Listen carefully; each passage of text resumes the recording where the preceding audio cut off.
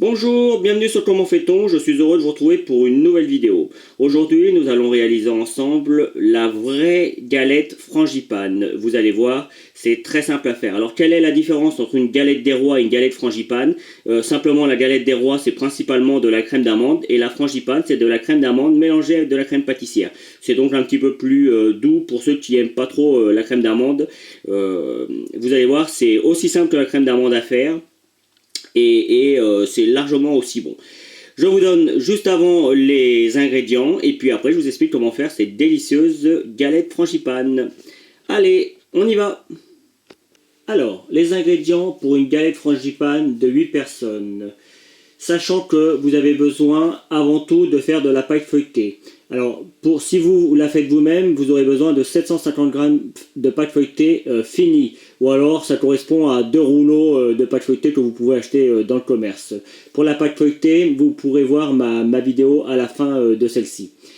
Vous aurez besoin également pour faire la crème frangipane de 120 g de poudre d'amande, 120 g de beurre, 120 g de sucre en poudre, 15 g de farine, 120 g de crème pâtissière que vous devrez préparer au préalable, 3 œufs, un bouchon de rhum et 2 gouttes d'amande amère.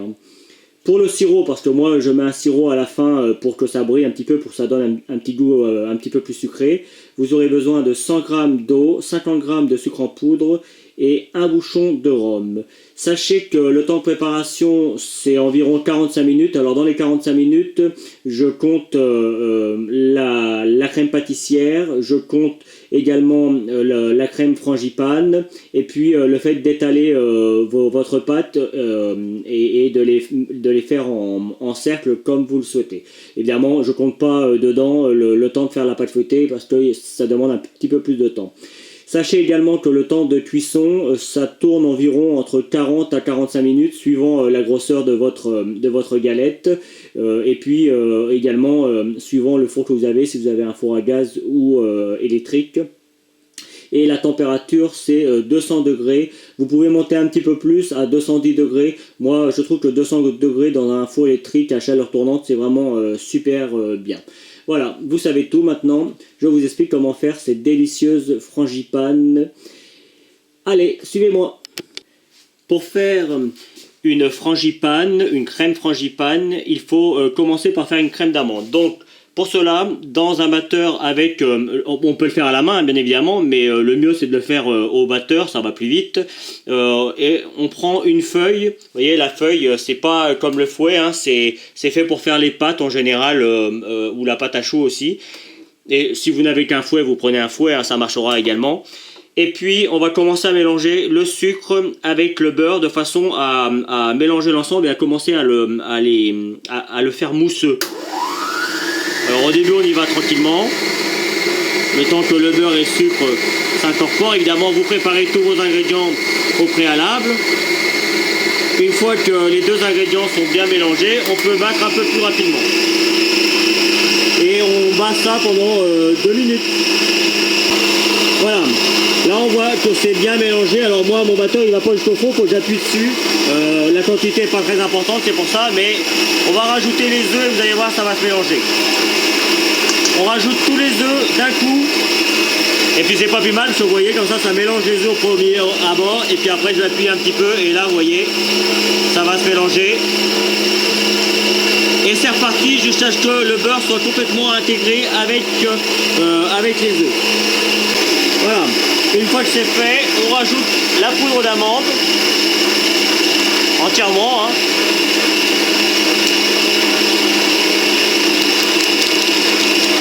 Personnellement, moi je rajoute un petit peu de farine, donc on va la rajouter aussi.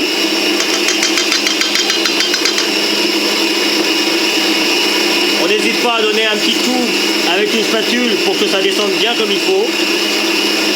On fait attention aussi de ne pas la laisser tomber dedans. Vous voyez, là la crème d'amande est quasiment terminée. Elle est jolie. On va la laisser battre un petit peu. Au préalable, j'avais fait ma crème pâtissière. Et c'est le moment que je vais choisir pour la rajouter.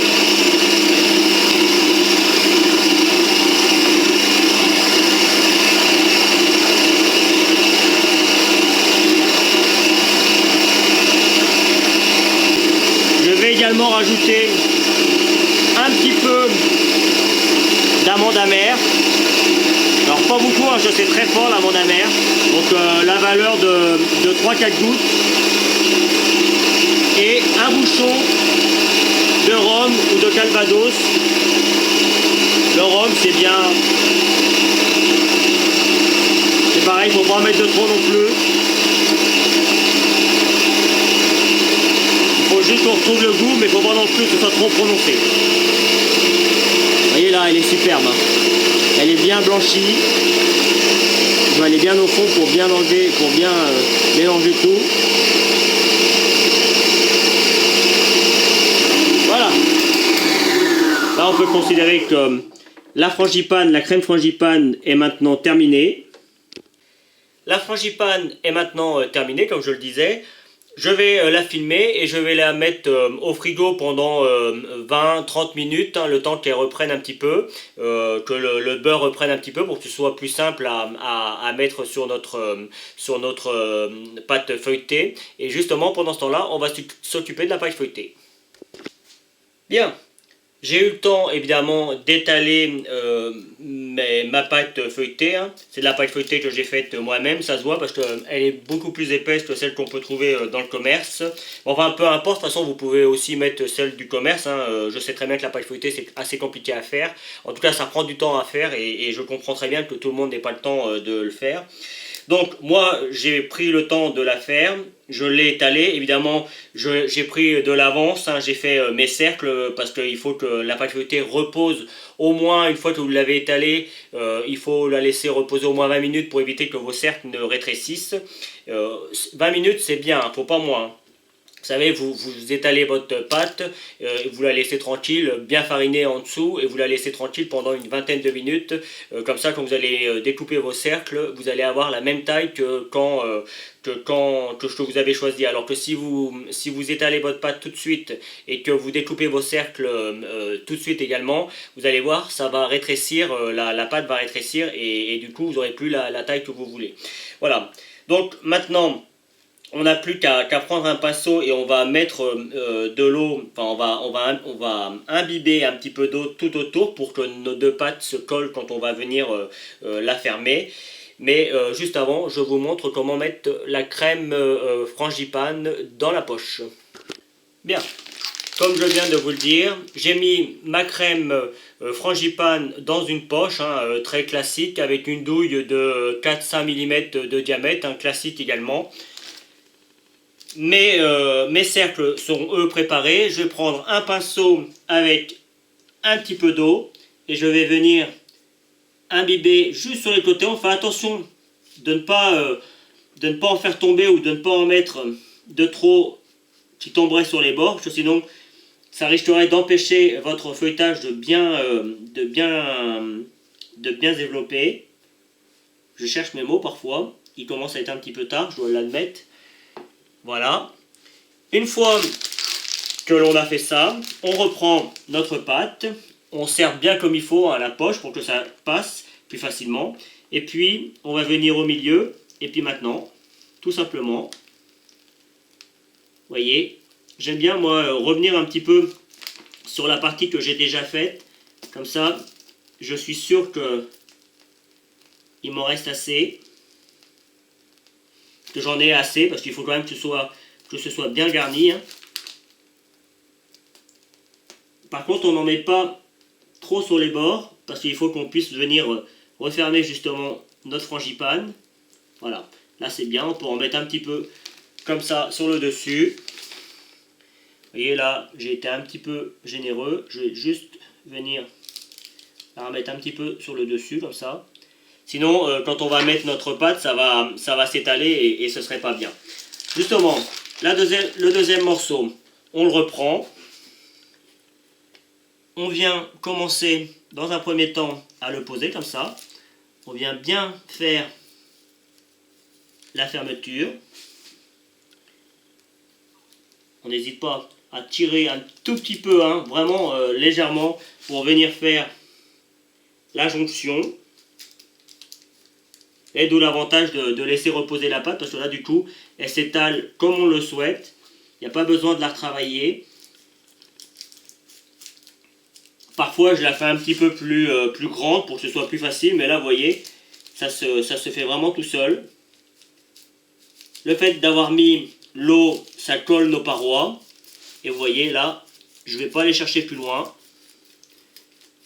On appuie bien comme il faut quand même sur les bords pour que ça se colle bien. Juste sur les bords. Hein. Voilà. Alors, après, hop, je vais essuyer mon couteau, parce que j'ai mis de la crème frangipane dessus. On va, hop, donner 3 petits coups comme ça pour que l'air, l'humidité qu'il y a dans la frangipane puisse s'en aller. Et puis, là, une fois n'est pas coutume, je vais donner des petits coups, comme ça, pour lui donner un aspect un petit peu plus galette. Vous voyez, hein, c'est pas compliqué. Avec le dos du couteau, on appuie tous les 2-3 mm et on tourne en même temps.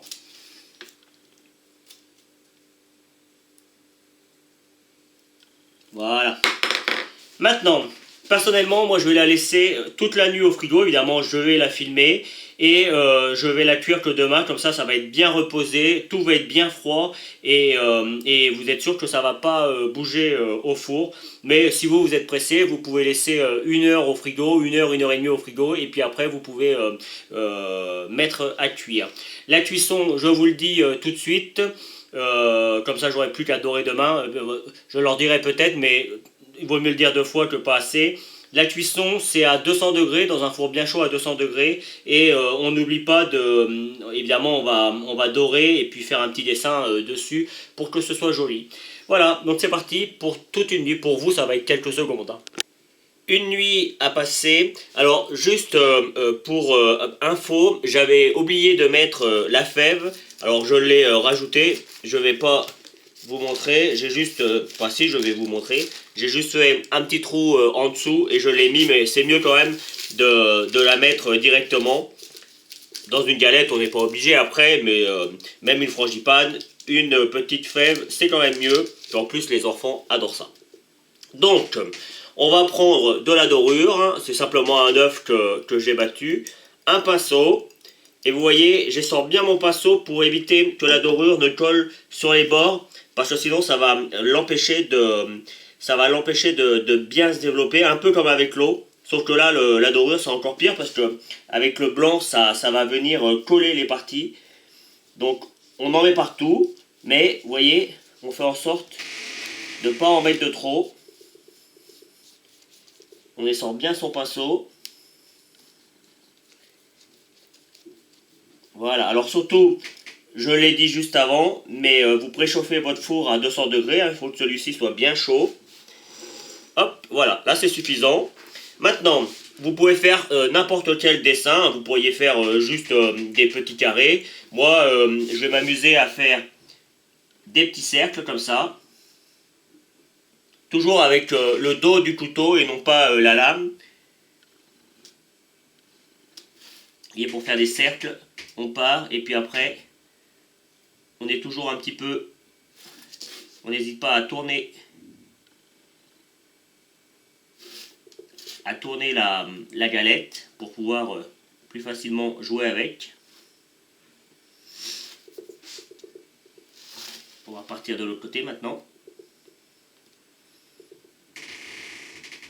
Après, vous pourriez faire une fleur, vous pourriez faire, comme je vous disais, quadriller simplement. Il y a vraiment de multiples façons de faire. Alors je ne dis pas que je maîtrise parfaitement cette décoration, mais en tout cas, ça le fait, c'est joli. Hop. Voilà. Voilà, c'est prêt à mettre au four. Comme je l'ai dit également il y a quelques instants, en tout cas pour vous, la cuisson c'est environ 35-40 minutes, mais je vous donnerai le temps exact juste après. Surtout vous préparez votre sirop pour que dès la sortie du four, hop, on badigeonne de sirop pour que ça tienne bien, que ça caramélise un petit peu. Je viens de la sortir du four.